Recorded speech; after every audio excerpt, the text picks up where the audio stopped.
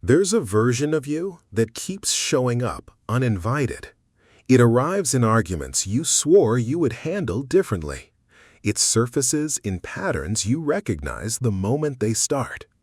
Most people assume the solution is better habits, more effort, stronger willpower.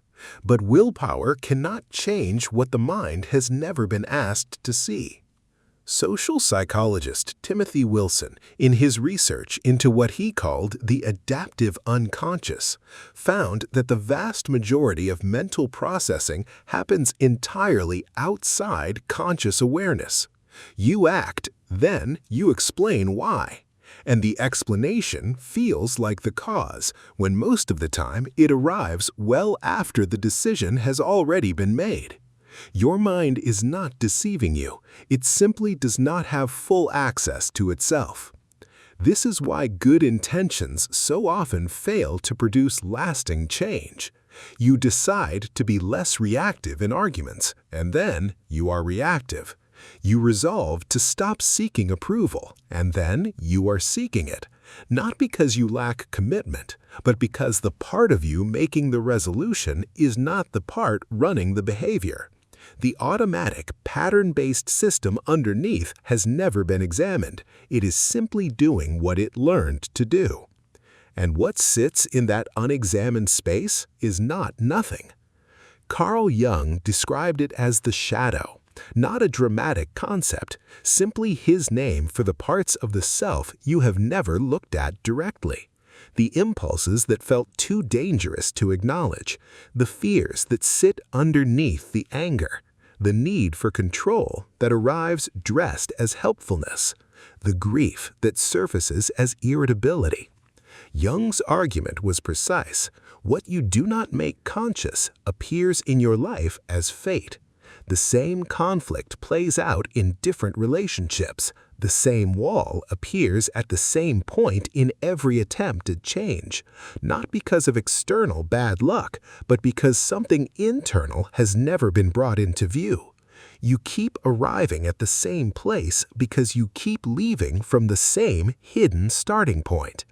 Self-investigation is the act of looking directly at that, not with the aim of fixing everything at once, simply with the willingness to see. But why does the mind resist this so strongly?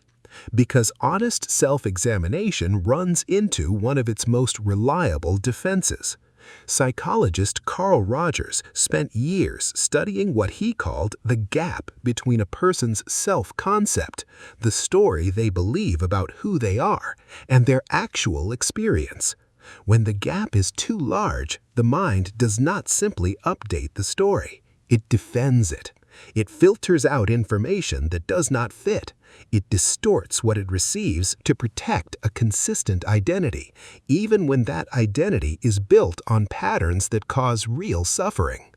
This is why good insight, the kind that actually changes something, is different from intellectual understanding. You can understand you seek approval from people who cannot provide it, and still seek it. You can know that you avoid difficult conversations, and still avoid them. Genuine insight is when that understanding lands somewhere below the level of thought, when you see the pattern from the inside rather than reading about it from a distance. Rogers called this a reorganization of the self. Not a small adjustment, but a shift in how you experience yourself at a more fundamental level. And that shift cannot be produced by willpower. It requires a different kind of attention. Socrates was not making a philosophical exercise when he said the unexamined life is not worth living. He meant it as a precise claim about agency. Without self-knowledge, your choices are not really yours. They are inherited, reactive, conditioned. You move through life driven by impulses you have never named, assumptions about yourself that arrived early and have never been questioned. The examined life, by contrast, is one in which you are gradually and imperfectly becoming the author of your own responses rather than simply their product. The tools for beginning this are not complicated, though they require a particular kind of honesty. The first is written inquiry, not journaling as a diary, but as a deliberate practice of asking specific questions. What triggered that reaction? What need was underneath it? What was I assuming without realizing I was assuming it? Writing creates a small but significant distance between you and your experience. Instead of living entirely inside it, you begin to observe it. Patterns that would otherwise remain invisible start to emerge. The same trigger appearing in different situations, the same defense arriving before you have consciously chosen to use it. The second is the pause before the narrative. When something provokes a strong response, irritation, defensiveness, anxiety, jealousy, most people immediately convert the feeling into a story about why someone else caused it.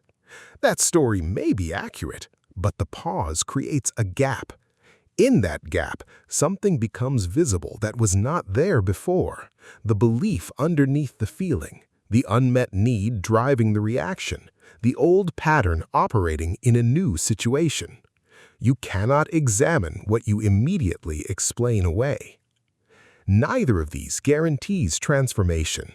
Both of them produce something more reliable, the beginning of a different relationship with your own mind. There's a version of you that keeps showing up uninvited. That version has never been properly seen, and the thing that changes everything is not a better strategy or more discipline. It is the willingness to finally look.